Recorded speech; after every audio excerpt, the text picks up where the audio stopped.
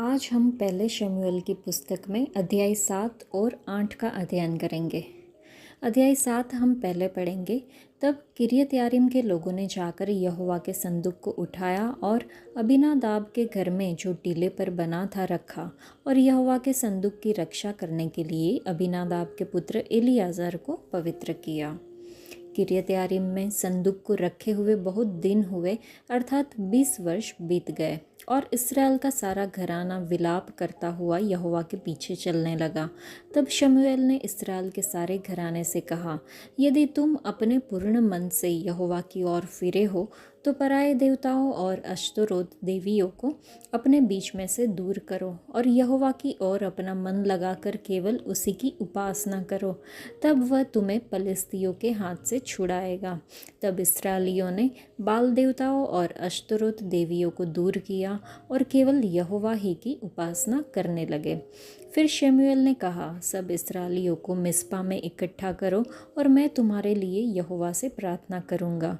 तब वे मिस्पा में इकट्ठा हुए और जल भर के यहोवा के सामने उंडेल दिया और उस दिन उपवास किया और वहाँ कहने लगे, हमने यहोवा के विरुद्ध पाप किया है। और शमूएल ने मिस्पा में इस्राएलियों न्याय किया। जब पलिस्तियों ने सुना कि इस्राएली मिस्पा में इकट्ठे हुए हैं, तब उनके सरदारों ने इस्राएलियों पर चढ़ाई की। यह सुनकर इस्राएली पलिस्तियों से भयभीत हुए और इस्राएलियों ने शमूएल से कहा, हमारे लिए हमारे परमेश्वर यहोवा की दुहाई देना न छोड़, जिससे वह हमको पलिस्तियों के हाथ से बचाए। तब शमूएल ने एक दूध पीता मेमना ले सर्वांग होम बलि करके यहोवा को चढ़ाया, और शमूएल ने इस्राएलियों के लिए यहोवा की दुहाई दी और यहोवा ने उसकी सुन ली। और जिस समय शमूएल होम बलि को चढ़ा रहा था, उस समय पलिस्ती इस्राएलियों के संग युद्ध करने के लिए निकट आ गए। तब उसी दिन यहोवा ने पलिस्तियों के ऊपर बादल को बड़े कड़क के साथ गरजाकर उन्हें घबरा दिया और वे इस्राएलियों से हार गए। तब इस्राएली पुरुषों ने मिस्पा से निकलकर पलिस्तियों को खदेड़ा और उन्हें बेत करके नीचे तक मारते चले गए। तब शमूएल ने एक पत्थर लेकर मिस्पा और शेन के बीच में खड़ा किया और यह कहकर उसका नाम एबेनेज़र रखा, यहाँ तक यहोवा ने हमारी सहायता की है। तब पलिस्ती दब गए और इस्राएलियों के देश में फिर न आए। और शमूएल के जीवन भर यहोवा का हाथ पलिस्तियों के विरुद्ध बना रहा। और एक्रेन और गत तक जितने नगर पलिस्तियों ने इस्राएलियों के हाथ से छीन लिए थे, वे फिर इस्राएलियों के वश में आ गए, और उनका देश भी इस्राएलियों ने पलिस्तियों के हाथ से छुड़ाया, और इस्राएलियों और एमेरियों के बीच भी संधि हो गई। अब हम 8वां अध्याय पढ़ेंगे। जब शमूएल बूढ़ा हुआ, तब उसने अपने पुत्रों को इस्राएलियों पर न्यायी ठहराया। उसके जेठे पुत्र का नाम योएल और दूसरे का नाम अबिय्याह था। ये बिरशेबा में न्याय करते थे, परंतु उसके पुत्र उसकी राह पर न चले, अर्थात लालच में आकर घूस लेते और न्याय बिगाड़ते थे। तब सब इस्राएली वृद्ध इकट्ठा होकर रामा में शमूएल के पास जाकर उससे कहने लगे, सुन, तू तो अब बूढ़ा हो गया और तेरे पुत्र तेरी राह पर नहीं चलते। अब हम पर न्याय करने के लिए सब जातियों की रीति के अनुसार हमारे लिए एक राजा नियुक्त कर दे। परंतु जो बात उन्होंने कही कि हम पर न्याय करने के लिए हमारे ऊपर राजा नियुक्त कर दे, यह बात शमूएल को बुरी लगी। और शमूएल ने यहोवा से प्रार्थना की, और यहोवा ने शमूएल से कहा, वे लोग जो कुछ तुझसे कहें उसे मान ले, क्योंकि उन्होंने तुझको नहीं परंतु मुझी को निकम्मा जाना है कि मैं उनका राजा न रहूं। जैसे जैसे काम वे उस दिन से, जब से मैं उन्हें मिस्र से निकाल लाया, आज के दिन तक करते आए हैं कि मुझको त्याग कर पराये देवताओं की उपासना करते आए हैं, वैसे ही वे तुझसे भी करते हैं। इसलिए अब तू उनकी बात मान, तो भी तू गंभीरता से उनको भली भांति समझा दे और उनको बतला भी दे कि जो राजा उन पर राज्य करेगा उसका व्यवहार किस प्रकार का होगा। शमूएल ने उन लोगों को जो उससे राजा चाहते थे यहोवा की सब बातें कह सुनाई। उसने कहा, जो राजा तुम पर राज्य करेगा उसकी यह चाल होगी, अर्थात वह तुम्हारे पुत्रों को लेकर अपने रथों और घोड़ों के काम पर नौकर रखेगा और वे उसके रथों के आगे आगे दौड़ा करेंगे। फिर वह उनको 1000 और 50 के ऊपर प्रधान बनाएगा और कितनों से वह अपने हल जुतवाएगा और अपने खेत कटवाएगा और अपने लिए युद्ध के हथियार और रथों के साज बनवाएगा। फिर वह तुम्हारी बेटियों को लेकर उनसे सुगंध द्रव्य और रसोई और रोटियां बनवाएगा। फिर वह तुम्हारे खेतों और दाख और जैतून की बारियों में से जो अच्छी से अच्छी होगी उन्हें ले लेकर अपने कर्मचारियों को देगा। फिर वह तुम्हारे बीज और दाख की बारियों का 10वां अंश ले लेकर अपने हाकिमों और कर्मचारियों को देगा। फिर वह तुम्हारे दास दासियों को और तुम्हारे अच्छे से अच्छे जवानों को और तुम्हारे गद्धों को भी लेकर अपने काम में लगाएगा। वह तुम्हारी भेड़ बकरियों का भी 10वां अंश लेगा। इस प्रकार तुम लोग उसके दास बन जाओगे। और उस दिन तुम अपने उस चुने हुए राजा के कारण दोहाई दोगे, परंतु यहोवा उस समय तुम्हारी न सुनेगा। तो भी उन लोगों ने शमूएल की बात न सुनी और कहने लगे, नहीं, हम निश्चय अपने लिए राजा चाहते हैं, जिससे हम भी और सब जातियों के समान हो जाए और हमारा राजा हमारा न्याय करे और हमारे आगे आगे चलकर हमारी ओर से युद्ध किया करे। लोगों की ये सब बातें सुनकर शमूएल ने उन्हें यहोवा के कानों तक पहुंचाया। यहोवा ने शमूएल से कहा, उनकी बात मानकर उनके लिए राजा ठहरा दें। तब शमूएल ने इस्राएली मनुष्यों से कहा, तुम सब अपने अपने नगर को चले जाओ। 7वां अध्याय पढ़ने के बाद हम समझ सकते हैं कि इस्राएलियों ने अपनी गलतियों के ऐसे परिणामों से सीखा जो कि अच्छे नहीं थे, कि जब उनका हृदय परमेश्वर के प्रति उनकी निष्ठा में अस्थिर हो तो उन्हें परमेश्वर से यह उम्मीद नहीं करनी चाहिए कि वह उन्हें बचाएगा। ज़्यादातर उन्होंने अपनी शारीरिक इच्छाओं का पालन करना पसंद किया, लेकिन सबसे बड़ी ज़रूरत के समय में वे परमेश्वर की ओर मुड़ेंगे। भविष्यवक्ता शमूएल ने उन्हें पूरे दिल से परमेश्वर के पास लौटने के लिए प्रोत्साहित किया। अन्य सभी पापपूर्ण बातों को दूर करते हुए अपने दुश्मनों के हाथों से मुक्ति का अनुभव करने के लिए खुद को पूरी तरह से परमेश्वर की देखभाल में समर्पित करने के लिए भी मार्गदर्शन दिया। यदि आपके पैर 2 नावों में हैं और दोनों अलग अलग दिशाओं में जा रही है, तो आप या तो गिर जाएंगे या आपको एक ही नाव में रहने का फैसला करने के लिए मजबूर होना पड़ेगा। तो आज ही चुनाव कर ले कि आप किसकी सेवा करेंगे। या तो आप अपने प्रभु परमेश्वर की सेवा करेंगे या आप संसार की इच्छाओं के साथ सहभागी होंगे। यदि आपका हृदय परमेश्वर से दूर है तो मुंह से उसका आदर करना व्यर्थ है। आपका उद्धार परमेश्वर की ओर वापस मुड़ने और पूरे दिल से समर्पण करने में ही है। अब तक हमने शमूएल का जन्म, उसका बचपन और फिर भविष्यवक्ता के रूप में उसका उदय देखा। फिर जब हम पलिश्तियों के देश में वाचा के संदूक के मामले को देखते हैं तो अध्याय 4, 5 और 6 में शमूएल प्रकट नहीं होता है, लेकिन अब 7वें अध्याय में शमूएल के बारे में फिर से बात की गई है। इज़राइल परमेश्वर से दूर भटक गया था और ये 7वां अध्याय इज़राइल को परमेश्वर के पास लौटने में मदद करने में शमूएल के नेतृत्व के बारे में बताता है। यहाँ हम देखते हैं कि जब वे अपने परमेश्वर के पास लौटे तो शमूएल ने उस दिन की स्मृति में एक पत्थर स्थापित किया। जब शमूएल हस्तक्षेप करता है तो परमेश्वर उन्हें छुड़ाता है, जैसा हमेशा किया था। इसी प्रकार से परमेश्वर ने हमें भी याद दिलाने के लिए स्मरण का एक पत्थर उठाया है। जिस मुख्य पत्थर को हम याद करते हैं वह प्रभु यीशु मसीह का क्रूज है। यीशु का क्रूज लगातार याद दिलाता है कि हमारे पाप परमेश्वर को अर्पित कर दिए गए हैं। अब हमें सच्चे पश्चाताप की आवश्यकता है। पश्चाताप वह है जिसकी हमें सबसे ज़्यादा आवश्यकता है। उसकी ओर मुड़े और परमेश्वर हमें बचाएंगे जैसे उन्होंने हमेशा हमें बचाया है। पश्चाताप परमेश्वर के साथ संबंध तलाशता है, गलत कार्यों को स्वीकार नहीं करता है और परमेश्वर के समक्ष सही कार्यों के प्रति प्रतिबद्धता को नवीनीकृत करता है। चलिए हम खुद का निरीक्षण करें। क्या हम परमेश्वर से विमुख हो गए हैं? और अगर हाँ, तो उस बात को कितने दिन हो गए हैं? भले ही यह एक दिन के लिए हो, ये बहुत ही लंबा है। ये लौटने का समय है, घर लौटने का समय हो गया है। अब यहोवा परमेश्वर के पास लौटने का समय आ गया है। हमने देखा फलिस्तियों ने इस्राएलियों पर आक्रमण किया, परंतु शमूएल की सलाह के अनुसार इस्राएली मिस्पा में इकट्ठे हुए। उन्होंने अपना पाप मान लिया और कहा कि हमने यहोवा के विरुद्ध पाप किया है। जल निकालना और उंडेलना यहोवा परमेश्वर के सामने खुद को नम्र करना और खाली करने के बराबर है। उन्होंने कहा, हमने यहोवा के विरुद्ध पाप किया है, और शमूएल से कहा कि वह हमारे लिए प्रार्थना करे। आज भी जब हम अपने खुद को नम्र करते हैं और प्रभु यहोवा के सामने अपना हृदय खोलते हैं और अपने पापों को स्वीकार करते हैं, तो पवित्र आत्मा अवर्णनीय आहें भरने के साथ साथ हमारे लिए हस्तक्षेप करेगा। शमूएल होम बलि चढ़ाता था।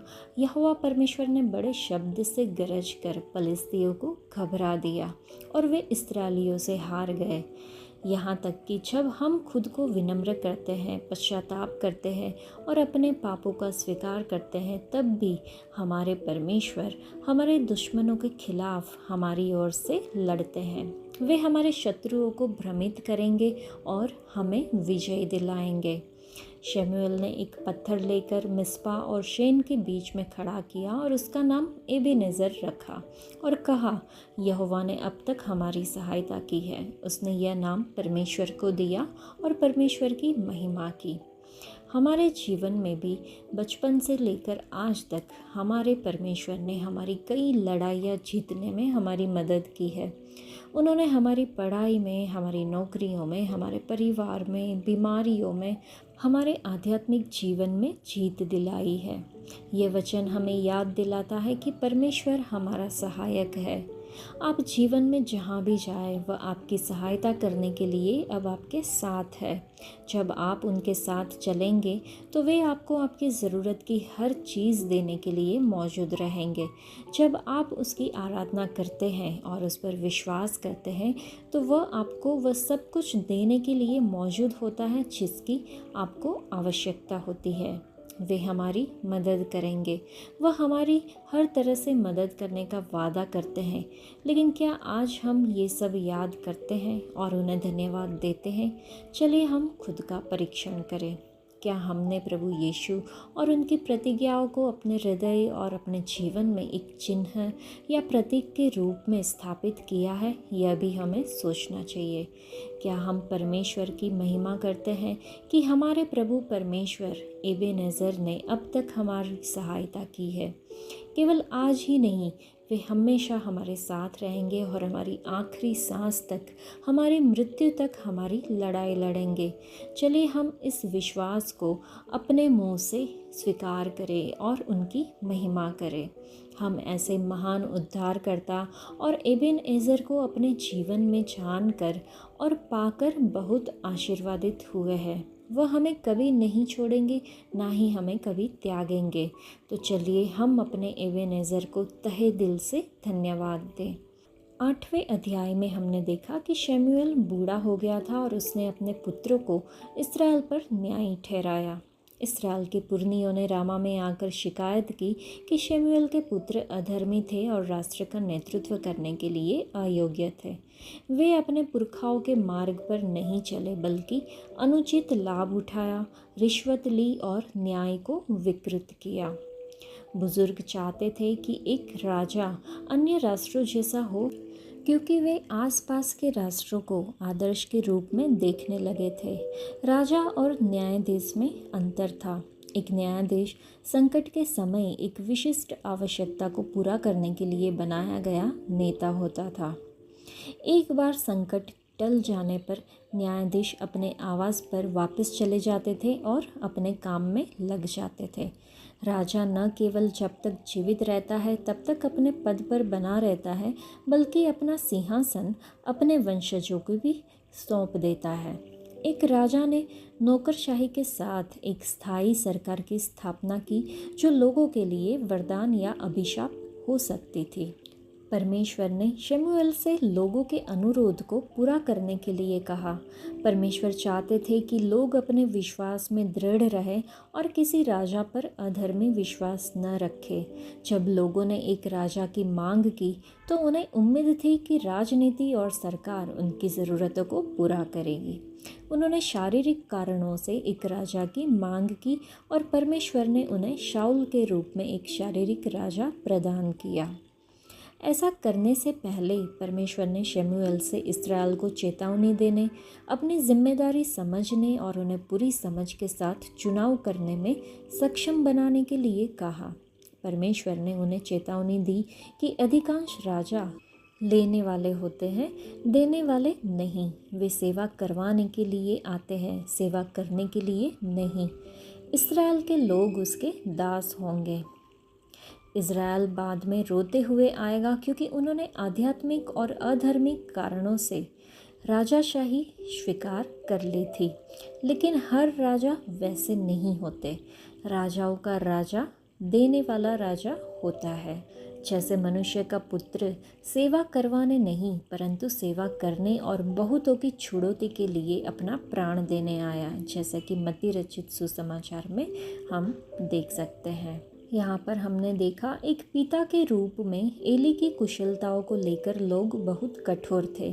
उनका कहना है कि उन्हें शमूएल की तरह अपने बेटों की बेहतर परवरिश करनी चाहिए थी। शमूएल भी एक पिता के रूप में प्रभावी नहीं था क्योंकि उसके बेटे बेईमान थे और रिश्वत लेते थे। यदि हम उस तर्क के अनुसार चले तो शमूएल के माता पिता भी प्रभावशाली नहीं थे। देखो किस प्रकार उसे पलिस्ती स्त्रियों से प्रेम हो गया। आदम के बारे में सोचे, वह हर एक दोपहर को परमेश्वर के साथ चलता था, फिर भी वह अनुग्रह से दूर हो गया। वस्तुतः परमेश्वर ही उसके पिता थे क्योंकि परमेश्वर ने उसे मिट्टी से बनाया था। जब आदम ने पाप किया तो क्या इसका मतलब यह था कि परमेश्वर एक बुरे पिता थे? शमूएल जैसे धर्मनिष्ठ माता पिता अपना सर्वश्रेष्ठ प्रयास करते हैं, लेकिन दिन के अंत में बच्चों को अपनी पसंद खुद ही चुननी होती है। हम उन्हें जीवित जल की ओर ले जा सकते हैं और उन्हें यह निर्णय लेना होगा कि उन्हें वह जीवित जल पीना है या नहीं। माता पिता क्या करते हैं जब वे अपने बच्चों को जीवन का जल पिलाने के लिए यीशु के पास लाते हैं, लेकिन दूसरे उन्हें रोकते हैं। जब आपके बच्चे को कहीं पे धमकाया जाता है और वह निर्णय लेता है कि वह अब स्कूल नहीं जाएगा, तो आप क्या करोगे? आप क्या करते हैं जब आपके बच्चे को अन्य युवाओं द्वारा नज़रअंदाज कर दिया जाता है क्योंकि वह उनके साथ शामिल नहीं हो पाता है? हमें उन लोगों के साथ क्या करना चाहिए जो हमारी आलोचना करते हैं? हमें शमूएल की तरह प्रार्थना करनी चाहिए, परमेश्वर को नियंत्रण लेने देना चाहिए और दूसरों का न्याय करना बंद कर देना चाहिए, जैसे हम भी चाहते हैं कि वे हमारा न्याय करना बंद कर दें। ध्यान दें कि परमेश्वर ने बेईमान पुत्र को पालने के लिए शमूएल को कभी नहीं डांटा। याद रखें कि परमेश्वर ने सैमसन को पलिस्ती महिलाओं से प्यार करने की अनुमति दी क्योंकि यह पलिस्ती समस्या से निपटने का उनका तरीका था। मत्ती रचित सुसमाचार में भी हम देखते हैं कि यीशु ने हमें अपने बच्चों को उसके पास लाने के लिए कहा और शिष्यों से कहा कि उन्हें रोके नहीं। जब हम ऐसा करते हैं तो वह संभाल लेता है। वह उनका चरवाहा है। वह एक एक खोई हुई भेड़ को ढूंढेगा और उसे वापस लाएगा। वह उन भेड़ों को ढूंढेगा और उन सब को वापस लेके आएगा। दूसरों की स्थिति जाने बिना उनका मूल्यांकन करने के बजाय चलिए हम परमेश्वर से हमारी खोई हुई भेड़ों को खोजने के लिए कहें जो भटक गई है क्योंकि मंडली ने पानी को गंदा कर दिया है। चलिए हम अपने प्यारे चरवाहे से उसकी खोई हुई भेड़ को वापस लाने के लिए कहें। हमने देखा शमूएल अपने जीवन भर इस्राएल का नेता बना रहा। अपने बुढ़ापे में शमूएल ने अपने पुत्र को इस्राएल का न्यायी नियुक्त किया। शमूएल परमेश्वर का भय मानता था और धर्म से न्याय करता था। शमूएल के पुत्र धन के लालची थे और रिश्वत लेते थे और न्याय को बिगाड़ देते थे। इस कारण का हवाला देते हुए इस्राएल के पुरनिये रामा में शमूएल के पास आए और उससे न्याय करने के लिए एक राजा नियुक्त करने के लिए कहा। नीति वचन में लिखा है कि लोभी अपने परिवार को दुख देता है, परंतु जो रिश्वत से घृणा करता है वह सफल होता है, और दुष्ट मनुष्य रिश्वत लेकर न्याय का मार्ग टाल देता है। शमूएल के पुत्र लालची थे और लोगों को उनसे उचित न्याय नहीं मिल सका। इसमें कोई संदेह नहीं कि शमूएल ने अपने पुत्र को न्यायाधीश नियुक्त करके गलती की। राजा की मांग कोई बुरी बात नहीं थी। बहुत पहले परमेश्वर ने खुद इज़राइल के लिए अपनी योजना के रूप में अपने राजा की घोषणा की थी, परंतु परमेश्वर अपने समय में एक राजा देना चाहते थे। परमेश्वर का समय उत्तम होता है, क्योंकि परमेश्वर ने हर चीज़ को अपने समय में सुंदर बनाया है। परमेश्वर ने अब तक इज़राइल को राजा नहीं दिया, क्योंकि वह चाहते थे कि परमेश्वर खुद उनका राजा बने, जब तक कि वे पूरी तरह से परमेश्वर पर भरोसा नहीं करते। नहीं तो वे यहोवा के बदले राजा पर भरोसा रखेंगे। अब इज़राइल ने परमेश्वर की योजना को अस्वीकार कर दिया और निर्णय लिया कि वे नहीं चाहते कि यहोवा उन पर शासन करे। साथ ही राजा होने की इच्छा का कारण भी गलत था। वे अन्य देशों की तरह एक राजा चाहते थे। परमेश्वर ने इस्राएल को अपने विशेष लोगों के रूप में चुना था और परमेश्वर उनका राजा बनना चाहते थे, लेकिन वे अन्य देशों का अनुसरण करना चाहते थे जिन्होंने यहोवा को अपने राजा के रूप में अस्वीकार कर दिया था। हमें सांसारिक बनने की इच्छा नहीं करनी चाहिए, बल्कि प्रभु यीशु की छवि में बदल जाना चाहिए। जैसे कि रोमियो की पत्री के 12वें अध्याय में लिखा है, इस संसार के सदृश न बनो, परंतु अपने मन के नए हो जाने से पूरी रीति से बदल जाओ। तो क्या हम अब भी सांसारिक है, यह हमें सोचना होगा।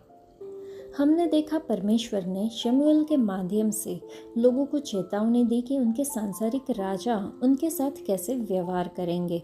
शमूएल ने उन्हें बताया कि कैसे ये राजा अपनी सर्वोत्तम संपत्ति का उपयोग करेंगे और उन्हें गरीब बना देंगे।